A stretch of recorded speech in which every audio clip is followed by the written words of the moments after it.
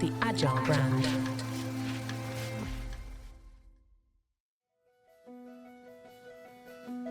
Welcome to Season 6 of the Agile Brand, where we discuss marketing technology and customer experience trends, insights, and ideas with enterprise and technology platform leaders. We focus on the people, processes, data, and platforms that make brands successful, scalable, customer-focused, and sustainable. This is what makes an Agile brand. I'm your host, Greg Kihlström, advising Fortune 1000 brands on MarTech, marketing operations, and CX, best-selling author and speaker. The Agile Brand podcast is brought to you by TEKsystems, an industry leader in full-stack technology services, talent services, and real-world application. For more information, go to teksystems.com. Now let's get on to the show. Are you keeping up with the changing payment preferences of your customers? From buy now, pay later to other methods, if your payment strategy isn't evolving, you might be missing out on where your customers want to be. Welcome to today's episode, where we're exploring the rapidly changing landscape of online payments with Will Mavromichalis, Director of Sales, Identity, and Fraud at Kount, an Equifax company. We're going to talk about the technology and generational shifts impacting payment behaviors and discuss how retailers can stay ahead of the curve while managing fraud risks. Will, welcome to the show. Yeah. Hey, Greg. Thanks for having me. Excited to be here today. Yeah. Looking forward to talking about this with you. I know we chatted when we were eTail Boston a few months back now at this point, but looking forward to bringing you on and talking in some more depth about some of these topics. And just before we get started here, if you could just give a little background on yourself and your role at Kount, that would be great. Yeah, absolutely. And again, thank you for having me today. So, my name is Will Mavromichalis. I got my start at Kount. We're located out of Boise, Idaho. Kount was a fun, cool technology company when I was going to college. And so when I got out of college, I'd always kind of kept my tabs on the organization. And then when I jumped in, there's been no looking back. So I've been at Kount now for 7 years. We were acquired by Equifax 3 years ago. And really what we do is we tackle the fraud challenges that all merchants, retailers, financial institutions, banks face on a day-to-day sort of strategy. And so love being able to tackle the fraud challenges that they face. Yeah, that's great. Yeah. And 7 years at a company, that's great. Great to be able to say that. So yeah, let's dive in here and want to talk about a few things with you as I mentioned. First, I want to talk about generational shifts in payment behavior and just changing payment landscape, as I mentioned, and what retailers should do to adapt. So this payment landscape is shifting as younger generations adopt new payment methods like BNPL, buy now, pay later. How should these generational shifts influence the way that retailers plan for the future? Yeah, Greg, that's a great opening question. And even though I have been here for 7 years, it feels like, I'm learning new stuff every 3 to 6 months when new fraud trends change or new payments. The landscape is always changing. So there's always fun things to learn about. We saw a huge shift, particularly out of COVID. And now that Gen Z is starting to grow up and they're starting to do more interactions online, there's a couple of things that I think about from a retailer's perspective. Gen Z and millennials typically prefer digital wallets. It just makes their life easier. And so when I think about it from a retailer standpoint, you got to have an omni-channel approach. And that really just means, I know we've all heard omni-channel for years and years and years, but just beating the drum, as to say, is by having an omni-channel approach and being able to integrate digital payment methods into both a physical and an online space. It'll just help that retailer capture the younger consumer base. It's interesting because what we're also seeing with the younger consumer base is they are really into the incentives and the loyalty programs. And so as you grow this omni-channel approach, you have accounts that you can create at a retail website. It's really important, especially for the Gen Zers, to have incentives and loyalty programs that they can take advantage of. We have found and we have seen, and I'm sure you can read about how younger generations love to gamify things. And for them, they love sort of, having that little carrot dangled in front of them, where if I buy X amount, I get a free coffee, or if I do this, I get that. And so being able to really have, an incentive program, I think, is key, as well as the omni-channel approach. And then really finally, when I think about the topic as, payments is shifting, how do we get the younger generation to come shop with us, is just having the flexibility in your payment offerings. Yeah. While that could be cumbersome from a retailer to set up different payment channels in their ecosystem, right? Like having a buy now, pay later channel. Do I have one? Do I have two buy now, pay laters? Do I allow digital wallets? Do I allow cryptocurrency? Right? It can become complex really quickly, but it makes it very easy for people who are shopping because then they have their preferred option available at that point of checkout, which will help capture sales, right? Yeah. One thing we know about Gen Z is they love the flexibility. And so those are just a couple points that I would consider when you think about how do we adopt for generational shifts. Yeah, and so along those lines, I mean, when we're talking about these platforms, we are often talking about Gen Z, maybe even younger millennials, as the alphas are approaching, having more of disposable income, all those kinds of things. But what about some of the older generations, Gen Xers, Boomers? Are they, do you see them eventually adopting some of these things that are now favored by Gen Z, or are we just going to keep seeing more fragmentation in the payments landscape, or maybe both? Yeah, it's a bit of a loaded question. You're definitely going to see both. I do think that with the older generations, you are seeing a gradual adoption into these new payment types, right? I do think that they still have their preferred methods to pay, and they've been doing it this way for so long. Why would they change? So I wouldn't see necessarily the older generations in particular use something like a buy now, pay later, or they tend to not opt for payment options that provide credit terms. For the longest time, you could walk into a retail store and you could say, "Hey, you get 10% off now when you purchase," and yeah, that still works great. But you lose a lot of that interaction online when you're just presented with the credit offer. And so I think particularly with the older generations, you will, just going back to it, you'll see the adoption of things like digital wallets, being able to purchase, with more flexibility. But I think we're seeing it at a slower pace than maybe we anticipated. But that being said, to your question, I do see the payment landscape fragmented, not only, by generations, but by geography, right? In different geographies, people, they buy in certain ways than in other geographies. And especially for retailers cross borders or they're trying to grow, it's one thing to, pigeonhole us into like a generation, but now you got to think about where people live regionally as well. So I do think you're just going to see a continuation of a fragmentation in the market, which is why it's so important for these retailers, unfortunately, to have these complex ecosystems on the back end to make it easier for their customers to purchase. Yeah, yeah. And so then building on that, so we're talking about some fragmentation. We're talking about the benefits of brands providing all these options, but there are some costs to this, and one of those is the impact on fraud, and potential fraud. And so when I talk a little bit about the how newer payment methods or just additional payment methods are kind of changing the fraud landscape. So with the rise of methods like buy now, pay later, and others, how has the fraud landscape evolved? Yeah, I think, historically you have sort of third-party fraud where I steal credit cards or somebody, gets a batch of stolen credit cards. I think that will never go away, regardless, with retailers having sophisticated fraud solutions in place. That's sort of just like your baseline, right? Like the easy fraud that they could try to get away with has always remained the same. The fraud landscape really took a change once COVID hit, right? That was when we saw a huge increase, or we started to pay more attention to call it the first party fraud, especially with Gen Z. We found that it's just compiling on top of first party fraud because, again, they like to gamify things.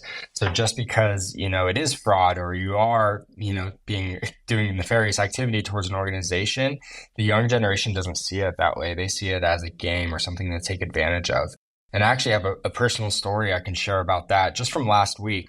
Yeah. It was my wife's birthday. I bought her a new sports band for her watch that she wears. And, I kind of just guessed online because, I'm a dude and I bought a watch and I bought a band I thought my wife would like. And so it showed up and, shocker, my wife didn't love it, which is okay. So I went back to the website to try to issue a refund or like get an exchange for a new watch band.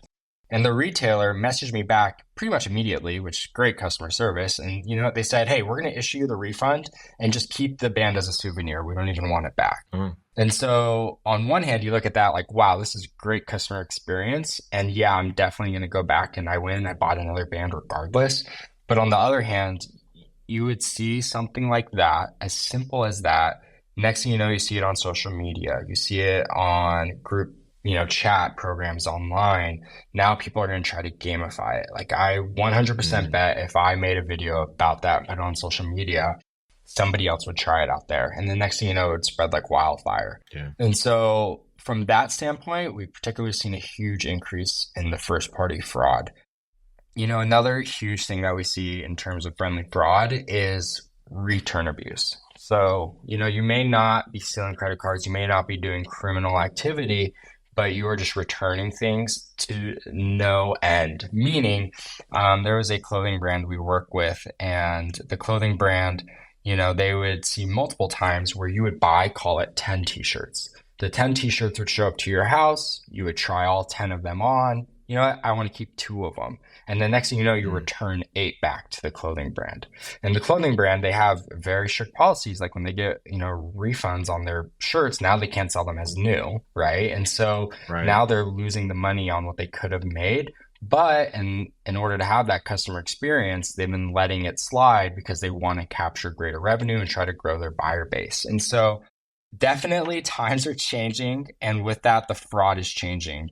So to just sort of recap what I said, I think third-party fraud is always going to remain constant, but the first-party fraud is something that I think is increasingly challenging for merchants.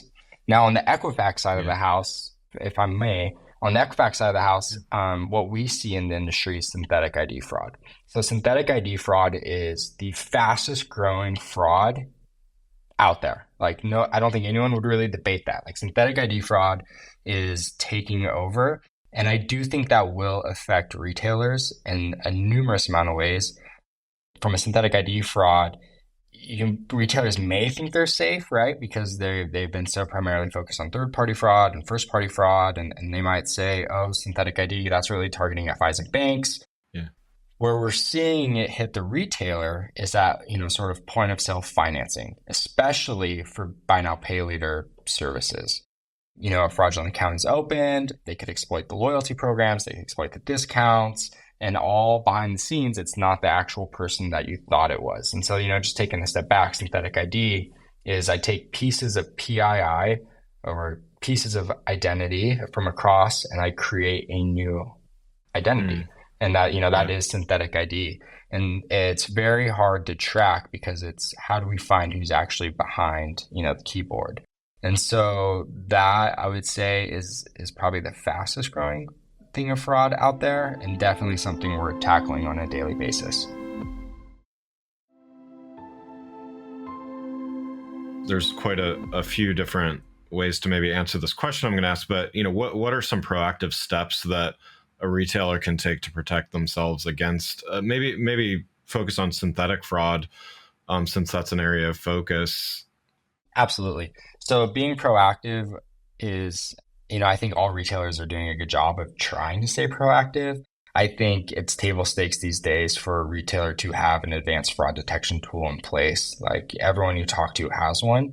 I do think some retailers may be lagging behind if they're relying on the processor's built-in tools, right? I mean, we've seen if you're using a fraud tool within your processor, we have found that it works to a certain extent for retailers, but often they will outgrow the capabilities of the fraud tool just because, advanced fraud detection tools, that's all they do is we work on fraud. We try to find new types of fraud. How do we detect it? Whereas through processors, we find it's more like a bolt-on. And so I would always just ask, like, benchmark what you're doing to the industry. So like that's step one, right? And so that's one way you can be proactive is just, even if you have something and it's working well, just benchmark it against there. I mean, today fraud solutions have to have AI. If they don't have AI, I mean, they're just going to fall behind. The other thing when you think about like synthetic ID fraud is it's important for retailers, merchants, FIs, banks. You have to regularly monitor and update your fraud policies, right? Just because something worked today, something worked at the beginning of the year, doesn't mean it will work 6 months from now or a year from now. We find that the fraud tactics are changing. And so you have to be able to stay ahead of the game with that. And I understand that, changing fraud policies is cumbersome and it's hard. And so most advanced fraud detection tools offer services where they help their partners with that. And so I would say, benchmark your solution and then even talk to your current providers, see what they are doing to stay ahead of the fraud challenges that are out in the market. I think those are two of the big ways to stay ahead of it. And then sort of going back to the synthetic ID, it's really important to do the next step where you're not only just doing risk detection, but now we're doing more of an identity verification. And so unfortunately, it does add cost to a retailer or to a merchant, and a lot of them need to weigh, does the cost outweigh the fraud that I'm seeing, right? Because, it's one of the things we hear all the time is, I could go out and buy all the fraud tools, but if my fraud tools cost more than my fraud, why would I do it? And so that's why I would think for synthetic ID, you still see it primarily on banks and FIs, but as it does trickle down to retailers, it's just being able to look at your solution and say, okay, this is a risk-based fraud prevention solution. I need to start looking at identity verification solutions. The big bureaus, Equifax being the one I work at, we all offer them. And so just being able to, sort of look at what you have on shelf today and what else could you add, I think is always important. Yeah. And so you touched on some of this already, but, part of delivering that successful online payment experience is having the right partners in place. And you talked a little bit about that, but I wonder, what should retailers be looking for in an online payments partner? And, how do they know when they've found the right one? Yeah, so if I was a retailer today and I needed to go out and find a new fraud prevention solution or something to help me mitigate the fraud on my payments experience for my customers, really, there's three things I would do. Number one, I would talk to my peers in the industry. I would ask them, what are they doing, right? What are they doing? What have they found successful? What hasn't worked, particularly in their vertical? And I know like that used to be taboo, like, not going and talking to the competition. And while I agree it used to be, I don't really see that anymore, right? Like I have seen, regardless of what vertical you're in, people are getting together, peers are getting together because yes, they compete for sales, but they all want to stop fraud and they all want to help each other because if I can help stop fraud at, retailer A, it's going to only help me at retailer B. Yeah. And so I think communicating with your peers, and then when you're talking to fraud providers, I always think it's important to say, okay, so you have a solution today, but what is the R&D you're putting back into your technology? How is it helping me tomorrow? I think that is key. And then the last piece is stopping fraud is one line item, right? But every company cares about revenue. Every company cares about growth. Every company cares about acquiring new customers. So I think it's one thing to look at a fraud solution, right? And then be like, okay, they're putting the R&D into the technology so they continue to increase what they can do from a fraud capability. But what are they doing to help me understand the needs of my business? So I think that's the other piece of the puzzle is, they can stop my fraud, but are they helping me grow revenue? Yes, they can decline transactions, but is that really what's best for my business? And so I think being able to talk with a partner that understands their business goals is vital for success of a fraud solution.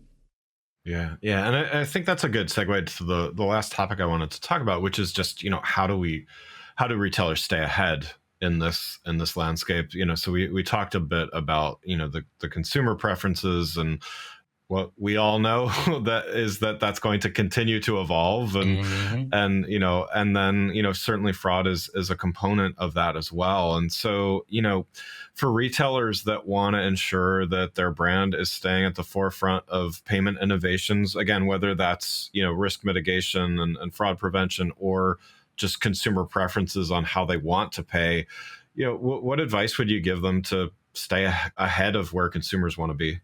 Yeah. It kind of went to my last question. Unfortunately, they're great segues. I think you have to talk to your peers, Like, Yeah. what are my peers in the industry doing? And you do that by attending shows. You do that by listening to podcasts such as yours. You do that by sitting on, forums. But also you need to talk to your processors, talk to your gateways, talk about what they are doing and to stay ahead of payment innovations. And do you need to be a part of them? Yeah. So those would be really the big three things I would probably recommend from that standpoint. Yeah. Yeah. And so, what are your thoughts on how important is it to, adapt to the current state of things versus, anticipating those future things that, that we've talked about a bit? Yeah. I mean, I think it goes back to what is the goal of the business, right? And I think when you talk to a business, if they are just if the roof has fallen off and they are just leaking and they are losing money to fraud and they need to get a handle on it, I think that is always step one. Let's stop the fraud, and then it's okay, how do we help you grow your business? What are the trends that are coming in, and how could that potentially impact you against your growth for the business? And everything has a sort of a risk reward, right? And so just being able to look at it, and if you say, hey, we have to grow 20% this year, then okay, maybe we want to take a little bit higher of a chance for fraud, but keep these things in mind. And so I think it just goes back again to having that partner that understands sort of what your business needs are and how to help you mitigate as much fraud as possible. That would definitely be what I would recommend. Yeah. When I think of like the future of payments, I do think that you're going to start to see fraud move uptrend, right? So I think being able to have an identity verification solution, being able to understand who is Will when he's at the door, first letting Will through the door and allow him to start making transactions. I think these are all key things we have to consider. Yeah, absolutely. Well, thanks so much for joining today. One last question I like to ask everybody here. What do you do to stay agile in your role, and how do you find a way to do it consistently? Yeah, and before I answer that, Greg, thanks so much for having me today, man.